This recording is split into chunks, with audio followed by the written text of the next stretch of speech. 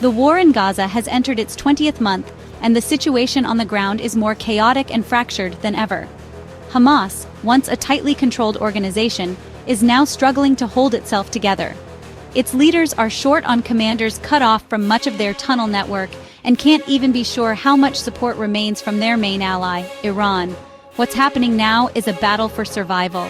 Hamas fighters are scattered, operating on their own, popping up for limited surprise attacks, but the days of coordinated operations seem distant. Intelligence sources say the group's central command is broken. Instead, small units are left to make decisions in the moment, under relentless Israeli military pressure. This week, Hamas showed it can still strike back, killing 7 Israeli soldiers in southern Gaza in a single attack. That was Israel's deadliest day in the territory since March. But for every blow struck, the cost for Gaza has been massive. Since the war began, more than 54,000 Gazans have been killed, and over 2/3 of all buildings in the Strip are damaged or destroyed. Meanwhile, Israel is taking a new approach to fighting Hamas, arming local clans that oppose them. Prime Minister Netanyahu has confirmed that Israel is supplying weapons to groups like the Abu Shabaab clan. The idea? To turn local rivalries against Hamas, weaken their grip, and, he says, save Israeli soldiers' lives. Yasser Abu Shabaab, the leader of one of these armed groups, is now a marked man. He's from a prominent Bedouin family and commands hundreds of fighters.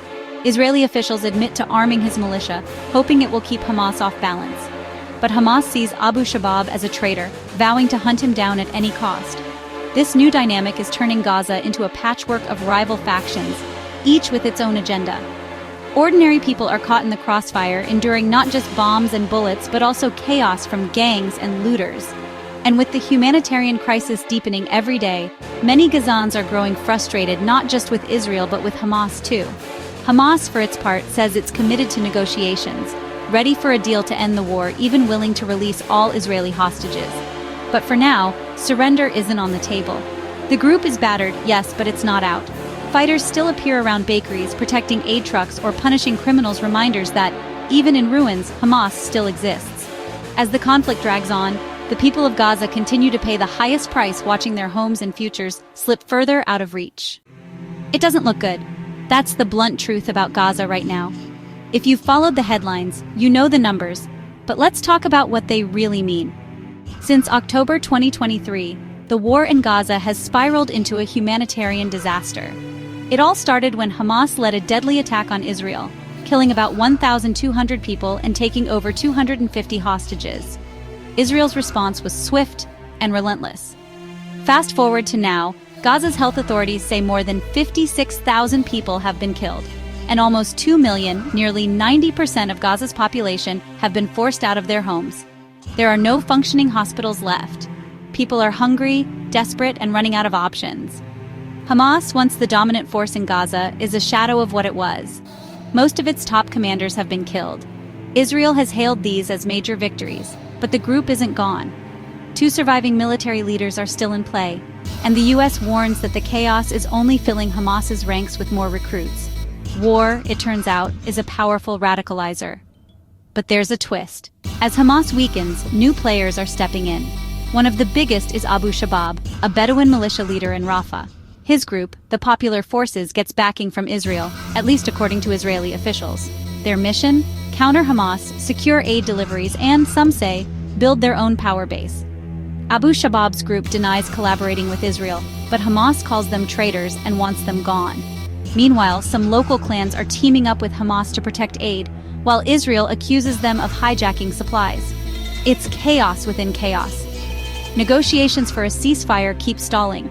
There are just 50 hostages left in Gaza, and only 20 are thought to be alive. Every deal is tangled up in politics. Israel wants Hamas leaders out of Gaza. Hamas won't surrender. Even mediators say the differences are down to a single sentence, but that sentence is everything. So what's next? With the Iran-Israel truce holding, attention is back on Gaza. Some close to Hamas say they'd accept a temporary ceasefire, just to catch their breath and deal with rising threats from local clans. But as one of them put it, we keep the faith, but in reality it doesn't look good. For Gaza, the stakes aren't just military. They're political, humanitarian, existential. The war might have shattered Hamas's hierarchy, but it's also torn the fabric of Gaza itself. And right now, nobody can say how or when that will be repaired. If you want to understand the headlines, Look past the numbers. Real lives are on the line, and the future of Gaza hangs in the balance. Iran's influence in Gaza is suddenly uncertain, and that's a huge problem for Hamas. For years, Tehran's backing gave Hamas the firepower to strike deep into Israel. But after the latest Israeli and U.S. airstrikes devastated Iran's nuclear facilities and killed key operatives like Saeed Izzadi, the man who actually coordinated the Iran-Hamas partnership, the future of that support is in doubt. Inside Gaza, Hamas is also facing threats from within. Local leaders like Yasser Abu Shabab are challenging their authority, capitalizing on Hamas's weakened grip.